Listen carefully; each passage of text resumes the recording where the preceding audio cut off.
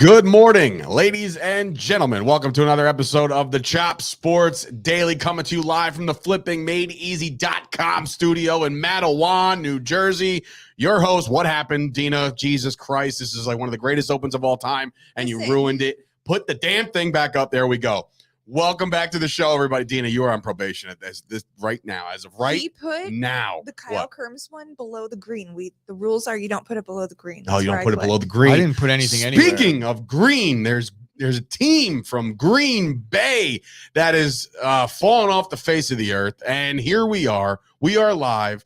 It's Sturch and it's Gooch, and of course, producer Dina in the house, as you've already noticed, and of course, Ash is here, so she won't be in the comments today. So you're all safe for now. I can't promise you for the rest of the day you're going to be safe. Just don't talk shit on Facebook. Don't talk shit because on Ash Facebook. will be there to keep up. Ashley will bite your goddamn head off. Gooch, my guy, look, I mean, we can go into I'll go into it real quick. You want to support Chop Sports and the show, that would be greatly appreciated. Patreon.com/Chop Sports. And of course, if you're watching this video right now, please like and subscribe and all that, or Ashley will end your vitals. So we appreciate everybody coming on board right now. There's a nice little influx of people that are making their way into the room right now, into the chat, because the highly anticipated silence will be broken. Because Gooch, you trickled in a little bit over social media, not much, not some big statement that I would my do. eye roll emojis, my Little things here and there. I was taking receipts, basically. That's what I was doing, because a lot of people just bring up things to bring up things at this point, when I guess you could call it piling on.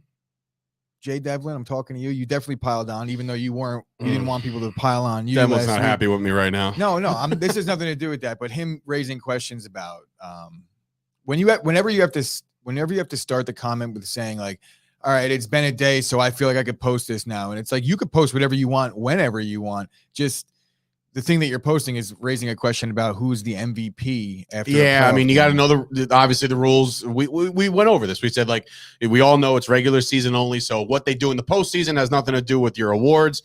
People are chiming in right now from all over the place. I know that Jay Silva came in as a Facebook user. I hate that he did that, because he knows she should be watching. Jay Devlin just commented in the comments, and he was telling me he didn't know how. So welcome, Jay.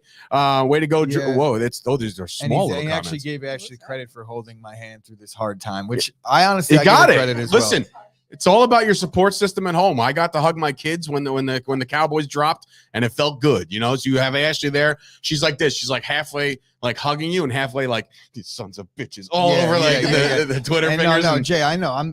Bro, like I said, these things don't actually affect me. When people actually, if they're specifically, if you're trying to get a rise out of me, you're not going to. I might keep it in the bank. I might have a bullet in the chamber later on next season when your team loses. But in this particular case, I just don't let people get to me. There's nothing that's going to change the way I feel about the Packers losing. Not this comment or that comment. There is no karma. We're going to call that right now. Like I've been Jay Silva coming in. He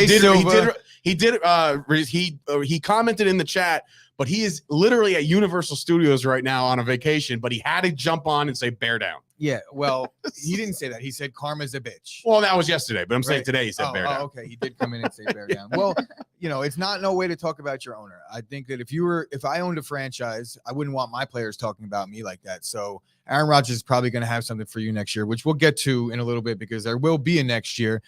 But man, this loss was just a tough one. I'm not going to sit here and make it all about me. The Packers. I mean, look, when it happened, all right, I'm going to tell you right now, there is video evidence floating out there that Scoop was on the scene. It was me, Scoop, Dina was there, a bunch of people watching the game over at Miller's in Woodbridge, which, by the way, I had all intent in my head. I was like, I got to watch this game with Gooch at some point, wherever he goes. And when you told me you were staying home, I was like, I can't invade. And it wasn't like I was going to openly root for the 49ers at your house. I wouldn't do that. I'm not that guy. My brother wasn't even allowed. So right. So your brother was bad. He's family, right? So I'm at Miller's, and I'll be honest, there is some footage floating out there of me reacting to the game-winning field goal. Again, my money was on the 49ers plus 5.5. That was my bet, right? But at the same time, I was personally tired of the same old dance, because I was like, you know what? Do I really want another Rodgers Brady shit? Like let's go Jimmy G, get it done. he gets it done. But I was gutted for it. We're going to talk more about the game. I'm going to save a lot because the game is coming. We're about to talk about this game. Yeah. So we have a few other things to get into first. Okay. Just like very, very briefly, but I'm going to save. I'm not going to have this whole big intro about this or that. There's going to be plenty to talk about this offseason with the Packers. And more importantly, there's going to be plenty to talk about in about 10 minutes. So I'll save it. But UFC sucked. UFC right? did pull up. You can pull up that. I had, like I said, after whatchamacallit, Ngannou retains his title. He basically just he kind of showed a little bit of a new style, you never see this guy on the ground. He's always upright and always dropping bombs and trying to make things happen. But look, yes, he wins the title or regains the title or at least unified the title, whatever. We're going to get into that. Me, Gooch, and Tommy D will get into that on the Chop Heads Combat Sports podcast, which will finally be dropping. We'll talk to those guys later. But yeah, we got to get right into it, man. I mean, look, I haven't even looked at the graphics, so this is on Dina to make the transition into the Green Bay game because we just have to. We'll talk more about UFC as we go. I made that graphic literally the plug. The combat the combat sport. We'll get into it because definitely a great card. I'm not talking about the UFC right now. Yeah, plenty to look. There is I know here, Jimmy UFC ? Jimmy Palumbo. Good morning. We'll see you in a little bit with your recordings as well. But yeah, no, don't worry, Jimmy. Don't be alarmed. Like we're not deflecting here. We just wanted to plug that we have a new show coming up. Also, speaking of, I have to get a shameless Dallas Cowboys plug in here. The Jersey Boys podcast will be dropping on Wednesday. We are coming to the Chop Sports Network because we were fired from blogging the boys because Keith and Brett are idiots. No, I'm kidding. We made the transition. Here we are. We have arrived. But now let's get into it, man. Obviously, we all watched this game. You watched it intently. We all just tuned in. There's a lot of things to take away from this game. But the biggest thing, I think, is when that game first started, right? And you saw what they did.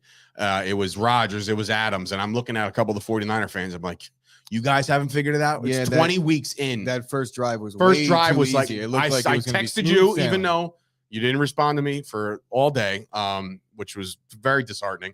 I was trying to wish you luck all day, and I just didn't heard from you. But anyway, I said, this could be a bloodbath. That's what I said. I was like, this might be a runaway based off of what I just watched and how easy it was and how Rodgers was looking crisp in the cold. And I was like, this is their game to win, and the 49ers, thanks for coming. And now, here we are. I think, obviously, something that you've harped on throughout the course of the season is the Packers special teams unit, their coach.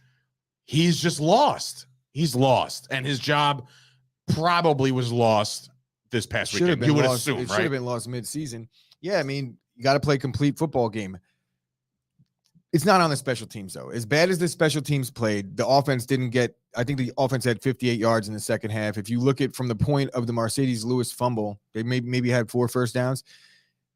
Like you said, in the beginning of the game, the Packers looked amazing. Their first possession right down the field, very easy, 5 minutes off the clock. And then the 49ers' first 3 drives, they were 3 and out. How about this? Their first 4 drives, they were 3 and out. They didn't get a first down. Jimmy G had 0 passing yards. I think they had negative 18 pass yards in the first half or in the first quarter.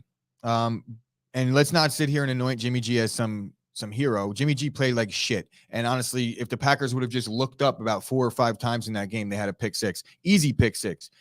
It all happened so fast, right? 10-3, the block punt, touchdown. At that point, Aaron Rodgers has a shot, right? And as a Packer fan, you're looking at the way I looked at it, I was like, all right, it's Aaron Rodgers. It's the fourth quarter. This is what he does. But then when you look at the reality of what was happening, I'm like, well, they haven't done anything since the Mercedes Lewis fumble. I had no real faith at that point because of the weather that we were going to score any points. And that's the first time that's happened to me. And I would say ever with Aaron Rodgers, with the weather, the way he had tunnel vision. So yeah, Aaron Rodgers screwed this one up. We can't sit here and put it all on the special teams. I'm not going to blame Aaron Rodgers for the loss because we had the game won. And if the block punt didn't happen, we probably are having a different conversation right now. Aaron Rodgers wouldn't be the most hated guy in Green Bay. For whatever reason, Packer fans should be ashamed of themselves. I understand you might not like the guy, but aren't you a fan of the team? Don't you want them to win? I don't give a shit who you are off the field. to a degree. Obviously, I don't want you beating your wife, but Aaron Rodgers just doesn't agree with people. And the media has been dragging him for 2 seasons at this point. And I say 2 seasons, it's been way longer, but it's gotten real bad now. I think it's just because he's gotten a lot more vocal this year than ever before. So if you don't agree, you're like one of those people that if you don't agree with them, they're the worst person on the planet. Like that, Aaron Rodgers has a stance. I don't agree with it. That means Aaron Rodgers is a piece of garbage. Like that's not how it should be. And I could understand like you want to be critical of his play in certain moments in this game. For a fact, if you look at the deep ball he threw to Devontae, it was double coverage. There was literally 3 wide receivers wide open on that play. He threw a deep ball to Devontae. They had no business making that throw in that weather. And Rob Bohannon's bringing up a good point. Why did Aaron Jones stop running on that one?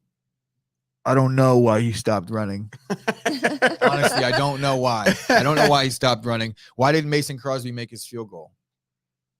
You know, that's another question. How do the Packers, now I brought this up to you in pre, even on the blocked punt touchdown that the 49ers had, the Packers went off sides on that play and pushed him back 5 more yards. I'm not saying that blocked the punt, but I mean, don't go off sides. I said this to you all year. The Packers will have 8 penalties in a game. They'll have 8 special teams plays, and 5 of their penalties will be on special teams. It's astounding how bad they were. I don't know the numbers, and I don't even know how you would really look at this, but collectively, I feel like this is the worst special teams unit in the history of football. When you have a unit like the Packers offense, the way the Packers defense played, there's literally only one phase of the game. Maybe 8 plays of that game were on special teams, and they just completely gave it away. While I say it's not the only reason, it's a big reason why they lost that game. I mean, anything else we got coming? As far as the comments are concerned, yeah, I mean, I don't know, man. I just, in this game in particular, now, then it raises a lot of questions. You know, the season is over. Now, Gooch, can you remember a time that you've ever felt like this in regards to your confidence level? And now I feel like I'm conducting an interview right now, but like going into last week, a lot of people were hitting me up saying like, dude, if the Packers fall short, like Gooch has to eat all the crow. Bro, and that's not your style. I don't eat crow. I've never taken one I'm a bite pizza in my guy entire myself, life.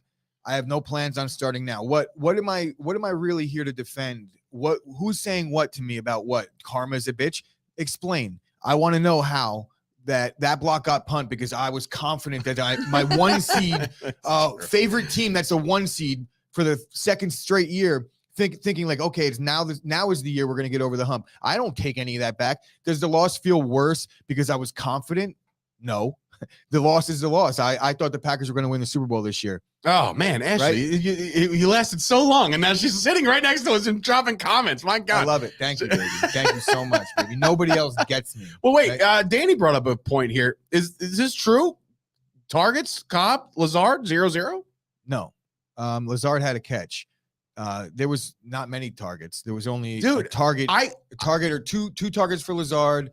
I don't even think Cobb was targeted once, and only 2 targets for DeGuara.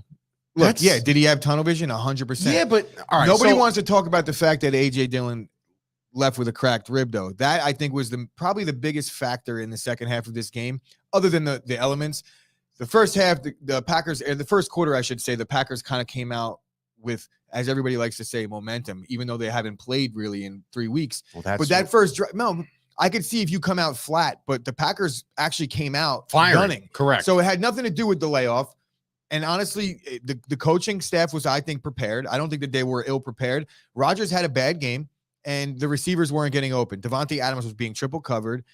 Which, by the way, shout out to the 49ers. You're the first team in history of this season to figure that out. No. They also had Devontae Adams double covered, and the second half, the field was a sheet of ice. It was a sheet of ice. You saw guys weren't able to get open. It's not like Deebo Samuel had this great game receiving. Jimmy G, I don't think he had 100 passing yards, maybe in the entire game. I didn't look at the numbers. Yeah, his stat line. I know it was really bad. So it wasn't like people were just throwing the ball all over against us. They didn't have an offensive touchdown. Deebo only had 2 catches. It was out of the backfield. When you saw Deebo get the ball, it's like, wait, what's going on there? We've been saying this all week.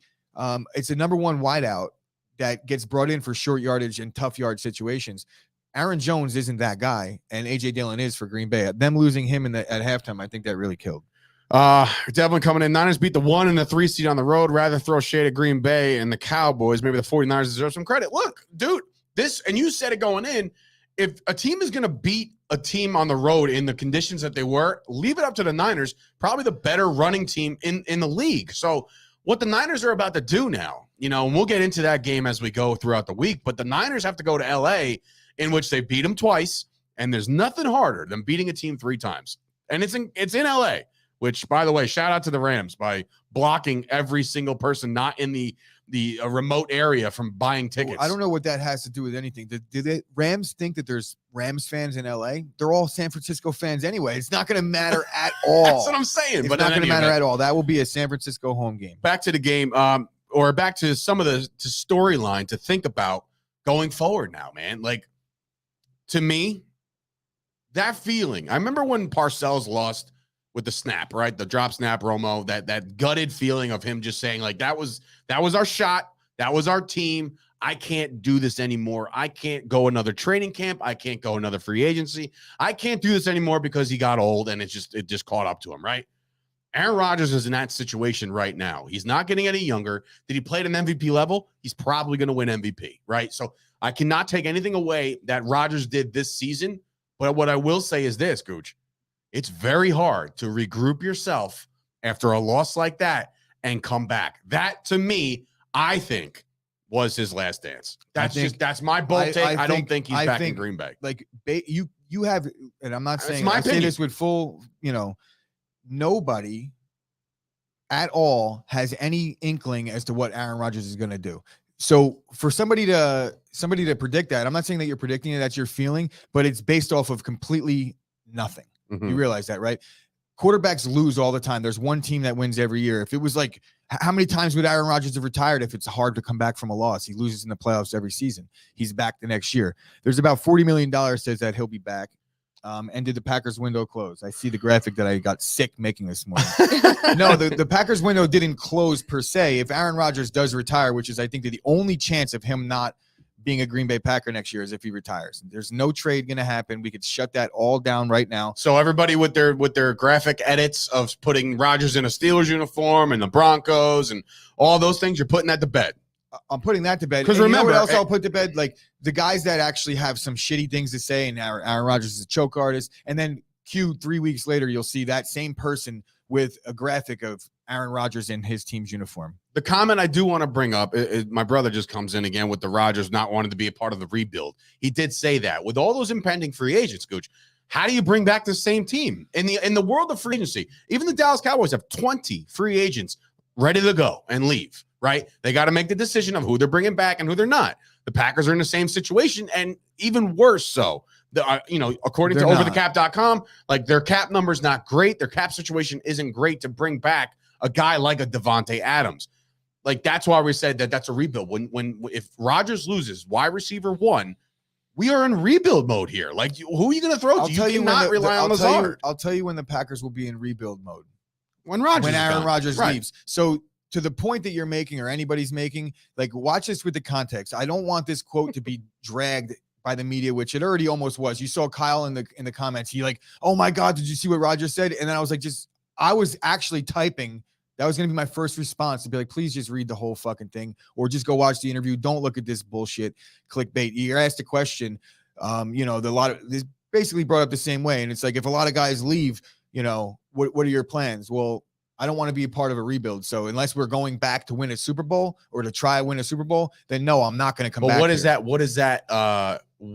that mean? Like, who needs to be brought back for you as the fan and for the Packers as a feeling to not feel like they're rebuilding? So who needs to be re-signed right now? I don't know. Adams, Devontae Adams. The big one. There's some guys right now that the contracts are up in a couple years. I mean, we might lose Devondre Campbell, right? That's a big loss. He's an all-pro this year. We might lose Rasul Douglas. That's not a great loss. He probably got himself paid. But we will get Jair back. That's one. So understandable. And it's no guarantee that we're losing Devondre Campbell. These are just the guys that are eligible to be lost. It's not like we're losing our team. We largely have the core intact. Kenny Clark will be there. Jair will be there. Devontae Adams, they're saying that they're already going to use the franchise tag on him. So do you really think that the Packers are going to let Devontae walk?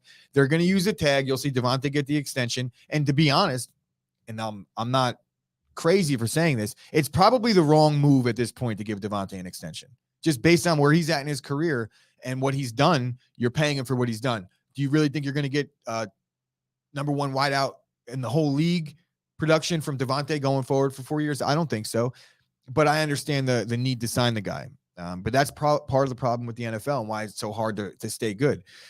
I don't think that it's as bad as people think when it comes to the situation with the Rodgers and the Packers. If you really listen to that whole interview, Aaron Rodgers was talking like, oh, I'm going to visit with Gutekunst next week. It's like they're talking about what's going to happen before free agency. Obviously, Rodgers is going to be a little more involved this year. So whatever problems were lingering last year, I think all that stuff is kind of fixed. Right. It's just a matter of Rodgers wants to run it back or not.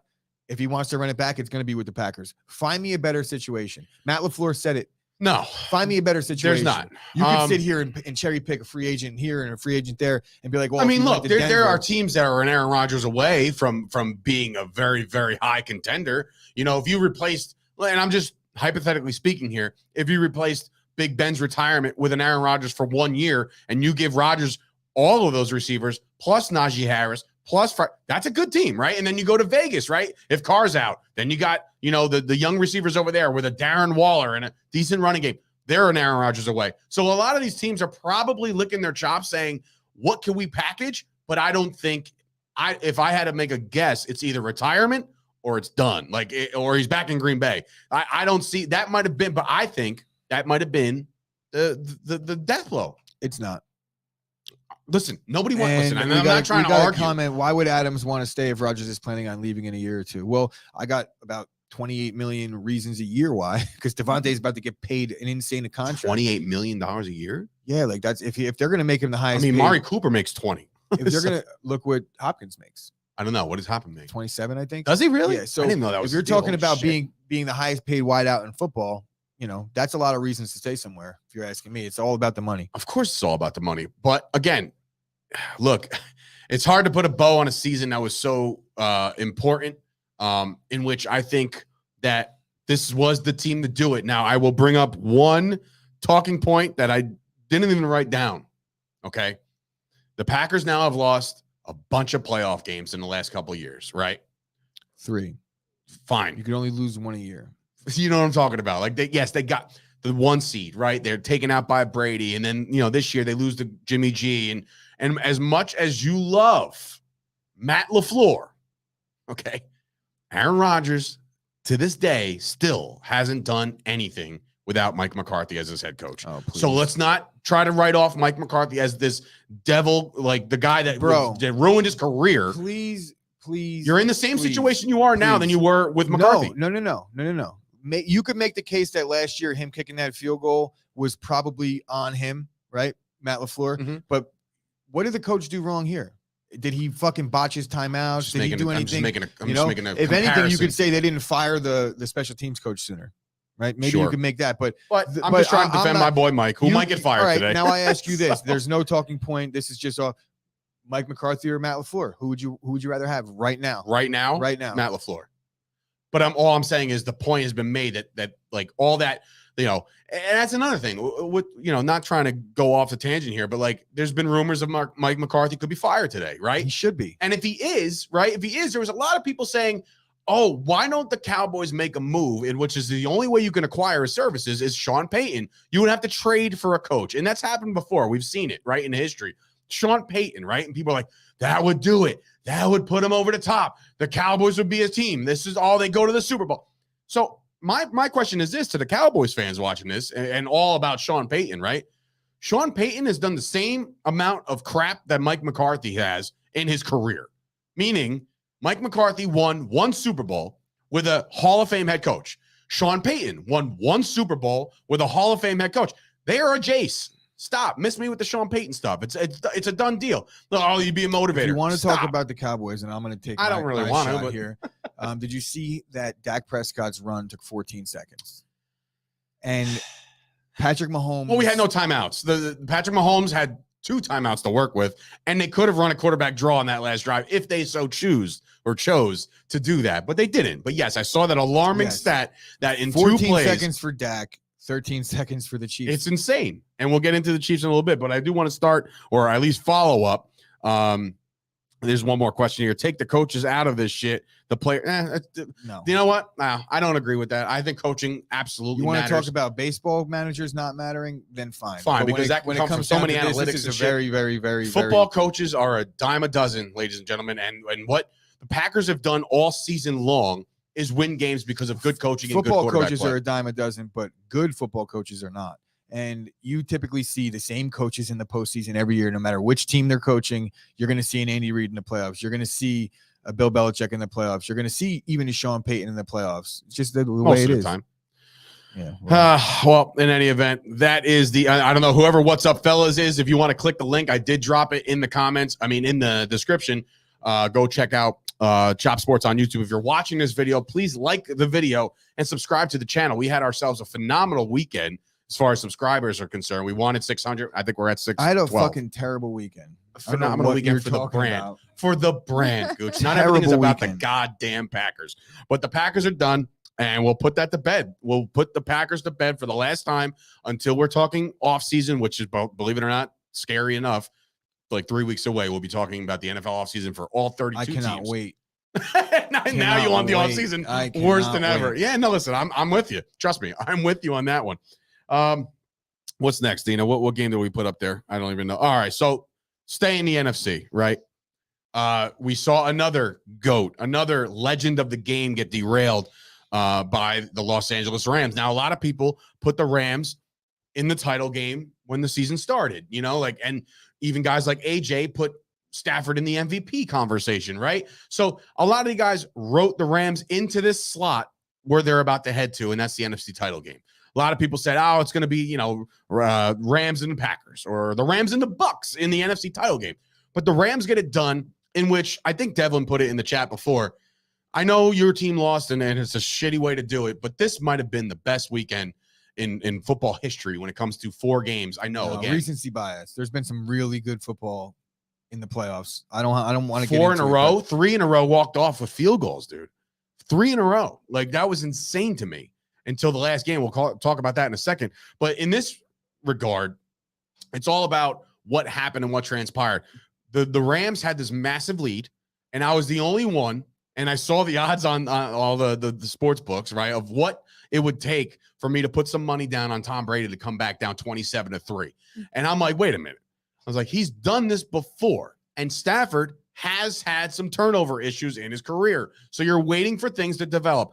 The transition of all this stuff that happened and went down in that game, Gooch, obviously you watched it, right? I mean, like the second half. All right. So, but I'm saying, like, the back and forth, the turnovers left and right, it was insane to me. And it was a recipe for Brady to win this. However, in the end, the one guy you can't let get open over the top in a big game situation is Cooper Kupp, or as I call him on Twitter, which got some traction. I think he looks just like Jake Paul, which makes me hate the guy. Like, every time I look at Cooper Kupp, I'm like, ugh. But he's that good. Triple Crown winner. Stafford hits a dime, puts him in field goal range. Matt Gay wins the game, and the Rams are on their way. Gooch, did you see this one playing out any other different? I know you picked the Rams. I picked the Rams, and honestly, I nailed this one the way I thought it was going to play out. I said the Tampa Bay offensive line is going to have real issues on their hands with a fully healthy and highly motivated Rams defensive line. Obviously, you're highly motivated in a playoff situation against Tom Brady. And I think Wirfs did give it a go, but then wasn't able to go. Is that what I saw? So the left tackle was out for Tampa Bay, and once that was a done deal, it was a done deal for Brady. Everyone could sit here and anoint Tom Brady as the comeback king. Really, like, thank Cam Akers for that, because there's no reason you should be fumbling that. Like, do anything but fumble. You don't even need the first down, literally. Just don't fumble on that spot. Don't fumble on that spot. They did. So a lot of things went. It was almost a vintage Tom Brady comeback where he does nothing and he finds himself with a chance to win the game with a minute, and he does. So you can't take too much credit from Tom Brady, but I like to. Tom Brady didn't lose this game. Like, he was the reason why this was a game at the end. Tom Brady was dicing him in there with nobody, bro. Scotty Miller and the other guy, and like Gronkowski down to see him a couple times. What was his stat line looking like at the end of the game? Was he really dicing him in there? I mean, at the end he was. They had to get down the field multiple times. I mean, they were given good field position a couple of times, which means short fields cash in. But man, oh man, they're like, the Rams defense didn't know what hit him at some points. And I was just like, okay, like the pass rusher's getting there. Aaron Donald was getting there. He was bullying those inside guards, bullying them, right? But like overall, Brady had some time. And it's weird. On the last throw that Brady could have pretty much, almost iced it himself, he had the most time he's ever had in that game. He sat back. He was sitting, reads. I'm like, oh my God, they're not getting to this fossil. You know what I mean? Like they're not getting to him. And he was able to make some throws. But ultimately, bro, there's something to be said about this Rams team. They were all in from the start, right? They were all in from the start. So where does that take the Rams going into the next round? Because look, Stafford's playing all world. Beckham is not bitching on the sidelines. He is actually enjoying football again, right? Cooper Kupp. Now, I'm going to ask you this, Gooch, just because I saw it in the comments. I'm going to bring it up. Kupp, Devontae. Is there now a change of the guard as far as best receiver in the game of football right now? No. Okay. No. That's fine. What? All right. Come on. So, Cooper Kupp is really, really good. And how about this? Cooper Kupp is great at football. But Devontae's been great at football for 5 years. Would I take Kupp in the position he's in, age now, over Devontae? Absolutely. You want to know the biggest reason why is because he's not eligible to be paid $25 million next year. But come on, man, let's not discount Devontae, what Devontae's been able to do. I'm not saying but no, you're not going to get me to sit here and say that anybody is better than Devontae Adams at receiver just yet. Not going to happen. And you could say I'm biased, because I am. Like, what do you want me to say? He's admitting it. Cooper Kupp's better? Get the fuck out of here. But yeah, I mean, all right. So, story aside from the Rams, we'll talk about the Rams as this week goes on. Are we done with Brady? Is this it? Like, was that his last throw? Was that the last time we ever see Tom Brady? Like, is that it? Like, are we going to see another season? He's older than Aaron Rodgers. He's in his 40s, right? He's pushing it. He said he was going to play till 45, but now he's looking at this, and you see that post-game press conference, and he's just like, it's hard to lose. It's hard to lose in this games. Like, it's just hard. Was the soul sucked out of Tom Brady? Are we seeing Brady for another run next year, or is the GOAT retiring finally? I think as a whole, Tampa Bay is in trouble. I think Tom Brady might be in for a tough year next year, but he will be back. I'm pretty sure Tom Brady extended his contract through next season. And when Tom Brady signed his contract, I fully believed at that point, like, Tom Brady's playing out this contract. Mm-hmm. Now, when you look at the Bucs roster situation going into this year, they were like, it was the only Super Bowl team ever to bring back their entire roster. You had a lot of guys coming in on discounted deals. You had the Godwin thing, which he should have never have gone back to Tampa. I don't care what anybody says. It was a nice story for him to go and run it back, but now he's got an ACL tear. So now he's going to do the same thing. He's going to do the same thing. He'll get paid. I don't know if he's going to do the same thing, because honestly, you don't think home team, because now that makes me not alarmed, but like Michael Gallup has the same situation. Contract year. He's not Chris Godwin. But here's the thing. Tampa Bay's got to bring back Sue. They got a lot those linebackers. And they just gave Vita Vea a massive. They got the linebackers. They got all that offensive line that's very young. Mike Evans. So now is Brady in the same situation where he doesn't want to be a part of a rebuild? If they start doing that and they can't bring back the pieces, I don't think that Tom Brady's retiring, because I think his competitive nature and going out like that with the year left on his deal, I think Tom Brady's back. There's no question in my mind. He threw for 5,000 yards this year. Tom Brady could clearly still play quarterback at a high level, maybe not the old level that he used to play at, but Tom Brady's a solid piece to any team. I just think that Tampa Bay might be in for a big regression, and you might be looking at Tom Brady towards the end of next year as like, oh, it's time now, which we'll see. Father Time is undefeated. Tom Brady has sent it to overtime, though, we'll say. Like, the game is in overtime right now with Brady against Father Time. It's, I thought for sure we were going to get our narrative. Like, as much as I hate Kurt Schilling, everybody talks about the bloody sock game in baseball. I thought this was going to be the Brady bloody lip game where he was just going to, oh, you made me bleed my own blood, and now I'm going to just take it to you. Yeah. There was a comment that came in before about what AB. I know Antonio Brown posted after the game. Now, here's the thing, and this is where I'm not social media 101, even though I do spend most of my time like dissecting things that happen on social media.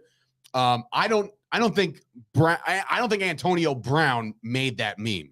He reacted to the meme and screenshotted it, and his reaction was up top, laughing at it. Somebody else said the Bucs are eliminated, and he retweeted it or whatever the hell the case may be. But Who cares? What a piece of shit. I don't care. What a piece of shit. I'm sorry. If I was on that team and I had ill will towards the head coach and how everything went down, I would be rooting against them too. But I wouldn't be rooting against them for any other reason than I didn't like what happened with me and them.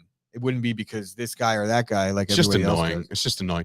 But back to Brady real quick. I don't know if I could see him going out like that. But then again, it's funny. You say he's not going out like that, right? But I don't think he gets back to this spot with the team that's about to be disassembled. You know what I mean? So rather go out like this in a heroic comeback performance, coming up short. Now it's time to be like, look, I did everything I possibly could, but it's time to go. Because what if next year he comes back with Tampa and they don't have any receivers, right? And they, lose a running back or two in free agency. They lose some of their offensive line. They lose their defense. And the Tampa Bay Buccaneers are 8-9, And then that's how you go out. Hey, Tampa Bay looks a little bit like the Patriots looked going into Brady's last season with New England, where it's just like, oh, you really thought Brady was done at that point, and then you put him around some good players. I think Tampa Bay will be a decent team next year. They're not going to be as good. I'm curious to look at their actual situation. Who they're losing, it's scary. I know that there's a few guys that they signed on 1-year deals or 2-year deals 2 years ago. Right. So the salary cap's a mother. What's up with Fournette? Right. I would imagine he's and I would imagine these guys are done with the whole let's run it back. And Brady can't convince all these guys to take less money. What do you want to run back? A one and done? I'm saying run this entire team back. But in any event, we'll see. We'll see, man. So football, keeping obviously the VOD is back, by the way. What's next, Dina? Yes. All right. So the first game with my new favorite player in the NFL, and that is Brian McPherson. And that's right. McPherson ends it on a walk-off. Now, there are a lot of things to talk about here. One being Joey Burrow playing very well. However, for the love of God, and I said this on my Twitter, right? You know how every quarterback goes out there and buys their offensive line, like, gifts at the end of the year? Like, thank you so much for all you've done for me, right? If Joe Burrow did that already, they better all return the gifts. 9 sacks, bro. 9 times on your ass. And I like when you hear 9, you think of like Ferris Bueller, like 9 times, right? On your ass. Burrow, my God. But the resiliency of this kid. This goes to show you that Joe Burrow will be one of those faces that you see at the end of every year going forward. With that team, with that coach, he's there, man. He is right there. And now with this win, he's 1 win away from putting the Bengals in their first Super Bowl since '88. It gets insane to me, right? But the bigger story here is the Titans collapse, another 1 seed. So this 1 seed went down first, right? Obviously before Green Bay. The narrative here is that Ryan Tannehill, there's been a lot of talk about my guy, Dak, right? Can't get it done. Can't get it done in the big games. Can't win the playoff games. Ryan Tannehill threw 3 interceptions and lost that game single-handedly at the end, where they gave the Bengals the ball back and then McPherson puts it away, right? Ryan Tannehill might be the problem because now you're getting wasted years out of guys like King Henry, A.J. Brown, Julio's on the backside or whatever. There's a lot of young players over there that are talented, but they're losing their season based off of Ryan Tannehill. And the last words you said about this game was, it is Ryan Tannehill, right? So, we kind of knew going into this that he was obviously not even the better quarterback in this game. I made the graphic and said, is Tannehill actually overrated? Because he's typically one of the guys that comes up when you talk about quarterbacks that are underrated. And I've brought him up when I talk about quarterbacks that are underrated. But when it comes down to the second half of this season particularly, he's been playing really bad. I know that the Titans played themselves into the 1 seed, but it was just more of a collective effort between 11 running backs. A.J. Brown had a monster game in one of the games that they pulled off, and their head coach is really good. I know, Danny, it has nothing to do with coaches, but in this case, it really does. Mike Vrabel's a stud, and Ryan Tannehill did what he used to do in Miami, and that's just give the ball back. I don't know that he's the right answer for Tennessee right now, but I don't know that there's another guy out there. I don't think the Tennessee Titans are done because they have a really good young defense. A lot of guys that kind of came out of nowhere, so the contracts probably aren't that crazy, and there might be due to pay some people a little bit. But this is what I'll say about the situation that the Titans are in right now, right? So they get the 1 seed, but it's like almost like they weren't a dominant 1 seed. I think they won it by a game, if not a tiebreaker. Well, the AFC was completely up in arms. AFC was up in arms, but now you're looking at the Titans going forward, and dude, look, when you're Ryan Tannehill, you got to look across the battlefield, right? You got Josh Allen, Mahomes, Burrow, Lamar, Herbert. Like, he is not in that realm. He's He definitely will not in that realm, but you know what? That's been the case with Tannehill every year for the last 4 years. And here we 3 are years. talking about an elimination again. Yeah, but when they went in and beat the Ravens in Lamar's rookie MVP season, people were talking about how great Tannehill was playing. He's just not Tannehill. he's not a great quarterback. He's a middle of the road average quarterback that needs a lot of things to be going right for him to win. But I don't think that Tannehill is going to win you any games. He just might not lose them, but in this one he did. Yeah, you could put it completely on Tannehill. I agree. Yeah, it's a sad deal for the Titans. We'll see what they do to rebuild that team and get back to where they got to get to, because there's a lot of teams on the come up in the AFC, right? I give myself like a little bit of hope, and I will never get over hopeful again for this Cowboys team unless they're sitting in the NFC Championship game. But like with Dak Prescott as my quarterback, right, and you look across the battlefield, you have Rodgers, Brady. They're on their way out. Like, not saying this year. I'm saying in the next couple, they're going to be gone. And when you look at the NFC, what else you got? Kyler Murray. Like, that's your face of the NFC. Stafford, I guess. But even he's on the wrong side of 30. You know what I mean? Like, so could be some promise in the NFC to dominate, but the AFC, man, I mean, that's tough sledding for Tannehill, bro. I'm telling you right now, he's the reason they lost. He's the reason they can't get over the hump. I feel bad for King Henry. For God's sakes, the guy, like, comes back from that injury and bulldozes over a couple people. He still can't get it done.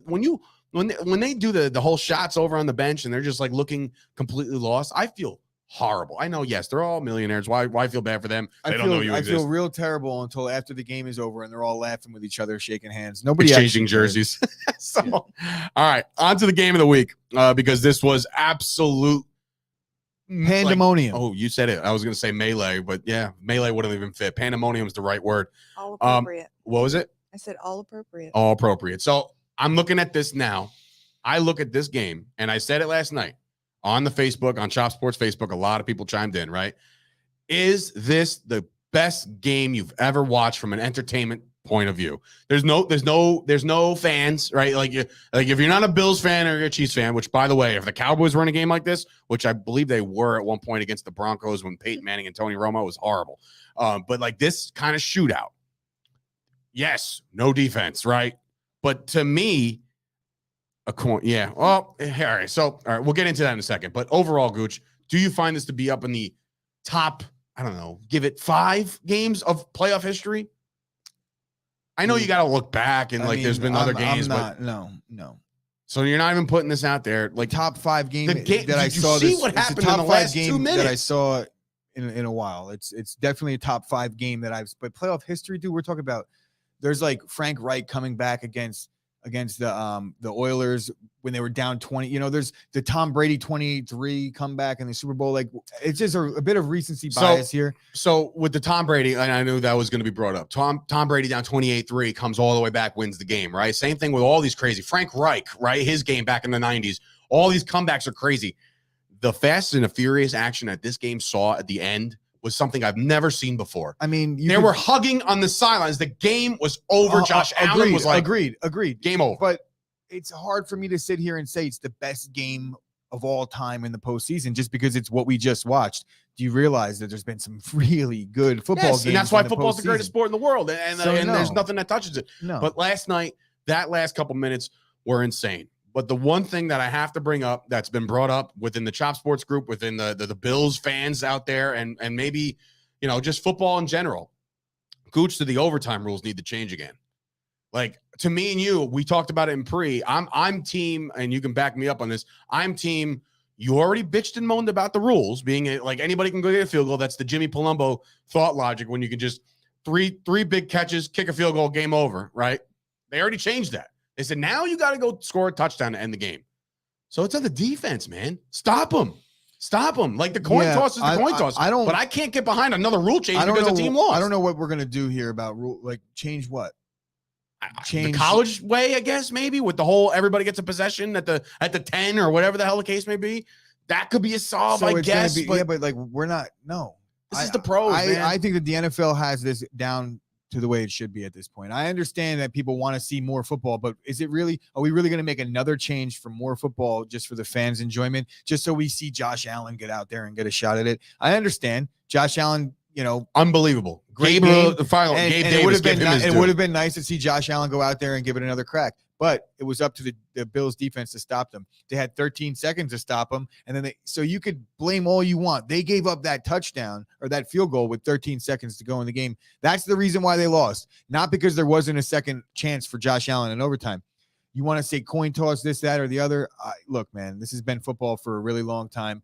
There's been a lot of teams that caught a lot of bad breaks.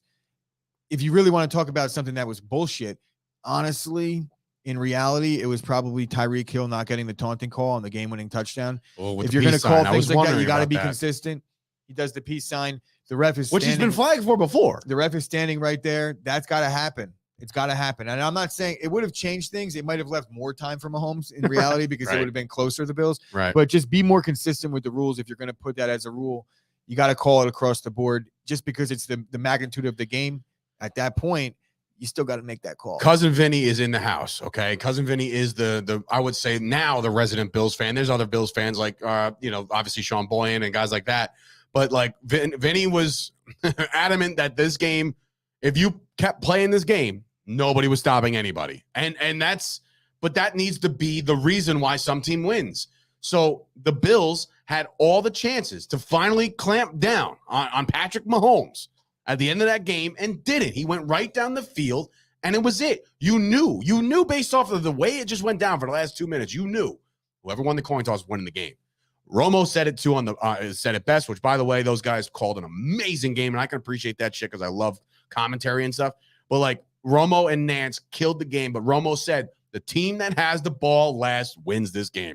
The Chiefs had the ball last. That's it. And like you weren't getting any stops. Hey, defensive coordinator Leslie Frazier was up for this. If they change the overtime rules, I'm not going to be one of those guys that's against it. Like I don't care if they do it. Fine. Go ahead, I'm not against the change.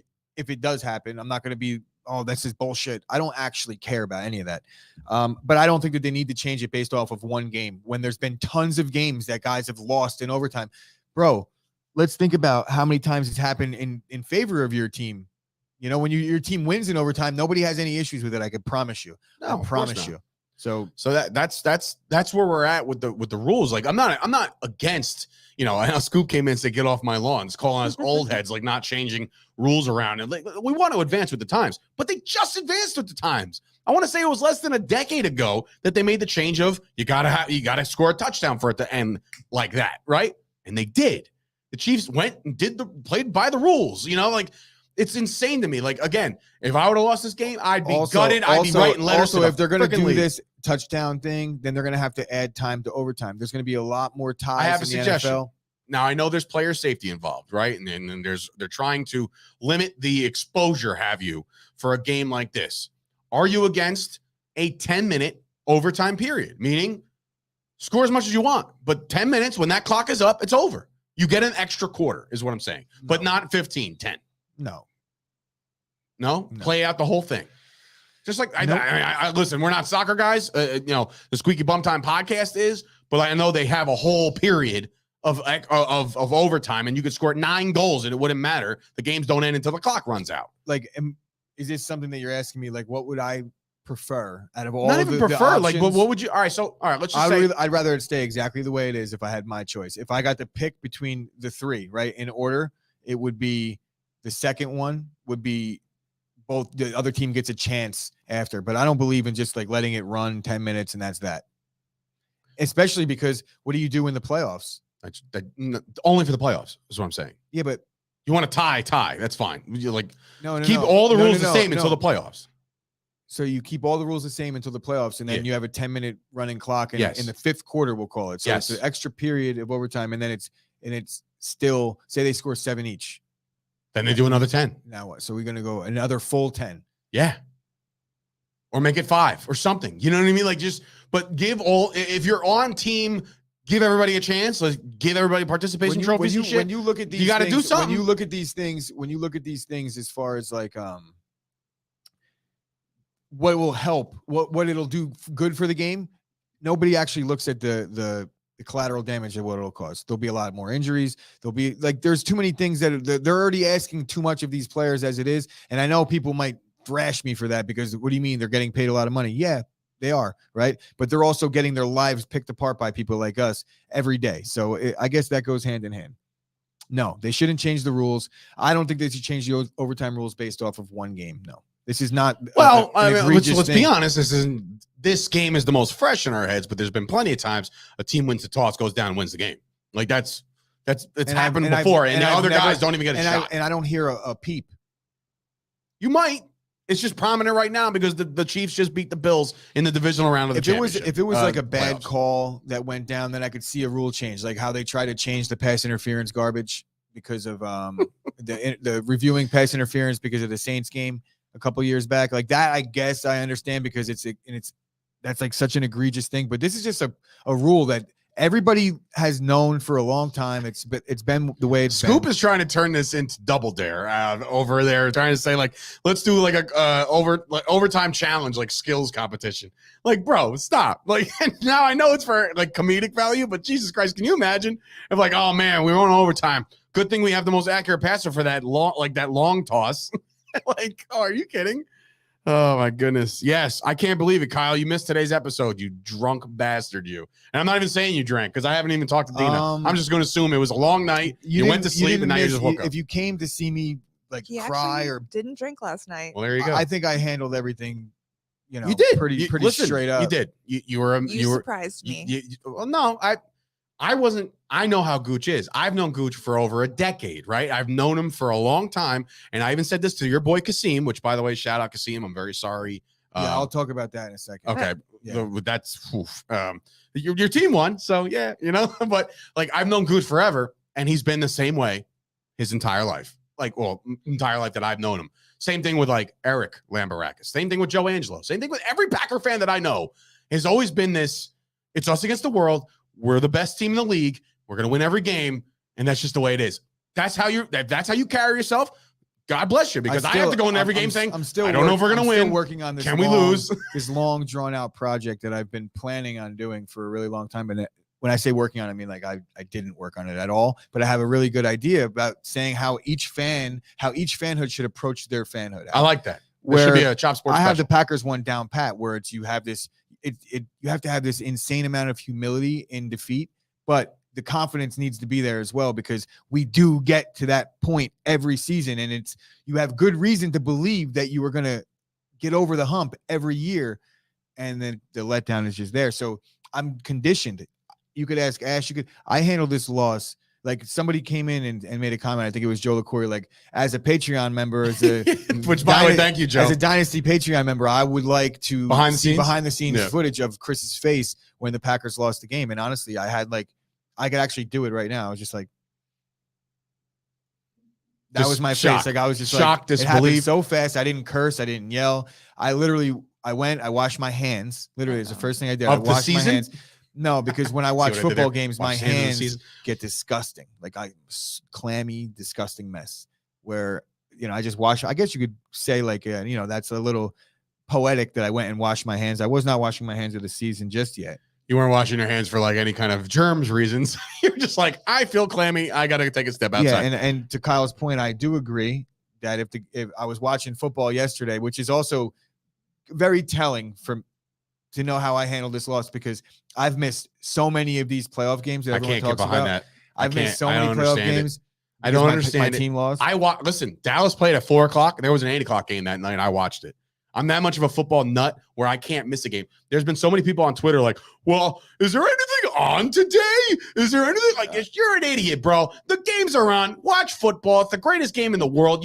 If you actually didn't watch the Buffalo Bills and Kansas City game because your team lost 2 days before, a week before, anything, you're a loser. You're an absolute loser. So watch the game if you're a football fan. Everybody who has a fanhood, right? Whether it be me as the Cowboys, Gooch as the Packers, Dina is the Raiders, Kyle is the Cowboys, whoever, Scoop is the Jaguars, who haven't done anything ever, right? He's still going to watch all the games. It's football. It's football. Now I sound like John Madden. I don't really give a shit what anybody thinks of me or my fanhood. And this is the one thing that I've stayed true to. It's like, you'll say like, how could you not? And it's like, okay, I'll show you exactly how. I just don't.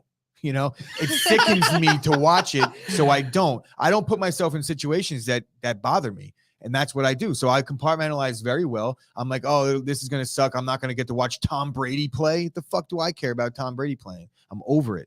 So, yeah, I approach my fanhood with, I'm bulletproof. Nobody could tell me how to be. Nobody could sit here and say, you shouldn't have said that. I don't care what anybody says.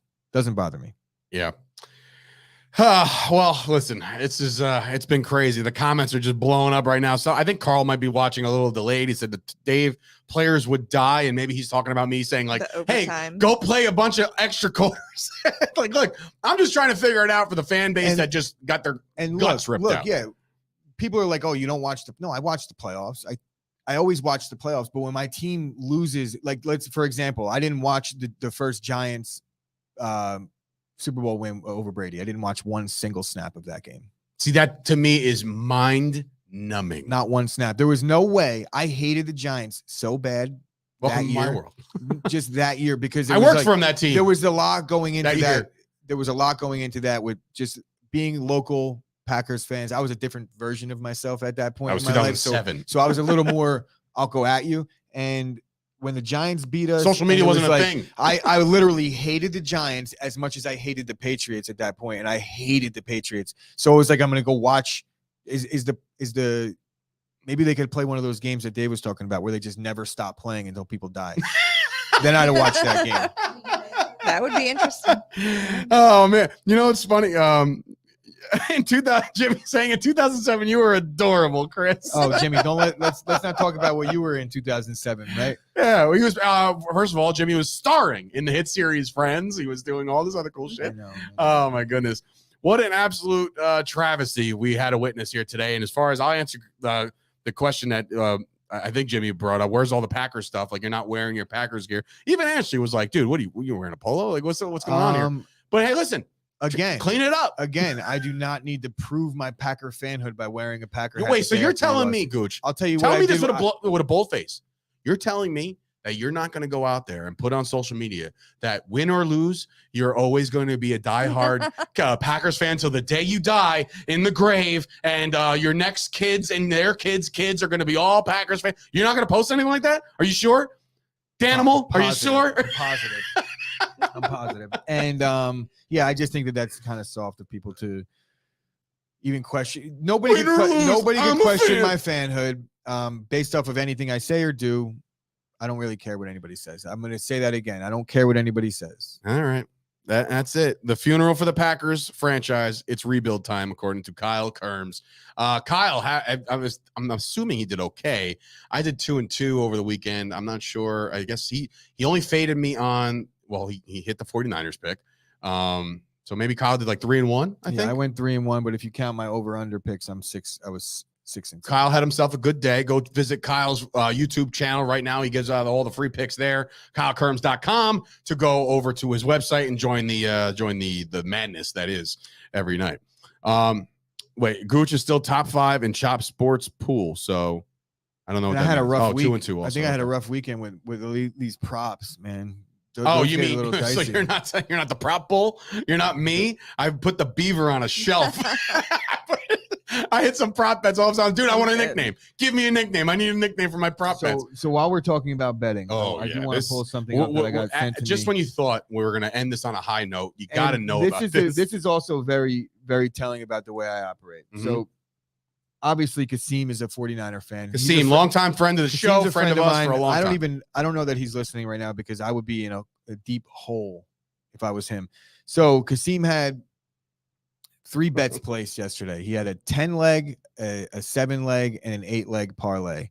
That's a lot of legs, right? So on the 10-leg, he had 9 hits, waiting on 1 more. On the 8-leg, he had 7 hits, waiting on 1 more. On the 6-leg or whatever the fuck. Basically, he just needed Buffalo Bills to win, and he would have hit all 3 of his parlays. First of all, how much was the prize? I hope you cashed out at least something on this. But knowing at least you hedge it or something. You got to hedge it. And I would drain the life savings. You know what I mean? Like typically what people in my situation would do, because I know there's a lot of pieces of shit out there, right? And typically when I say piece of shit, you might be a good guy, but you get pleasure out of someone else having pain, right? Like when you root against a team that you might typically be rooting for, but because someone you don't likes them. I used to do that a lot. I don't that thing is very weak to me. So case in point, Kasim's a 49er But there are people that I think about when things go right or wrong. Fan. His team beat mine. He sends me the text this morning and he's like, yo, dude, you believe this shit? And I wasn't like, haha, motherfucker, glad you lost your, like, I was like, oh, damn, dude, that sucks. Then my next thing I said was, I'll trade you a Bills win for a Packers win. How would you feel about that trade?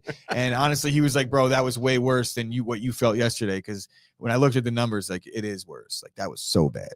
A lot of money. A lot of money involved. AJ came in and said he went 10-3. You skank. So now I'm a skank. And but Dave, you were putting me in the hot seat, low key. Of course I was. I was putting the pressure on you. I'm trying to motivate. I'm a motivator, man. So the Sturgio Savvy Seal or whatever the hell Toast just came in with, I was doing pretty good.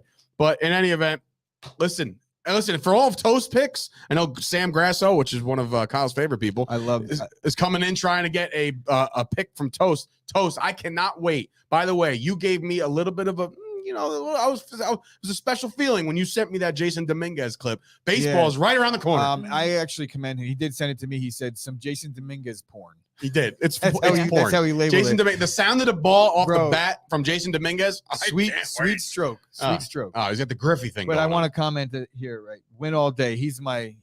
We don't know each other. I met him on the internet through Kyle. We never spoke at all, but he's one of the craziest Packer fans on the internet because I see him going in on people on Twitter, and he's basically saying that he's that guy that I'm not.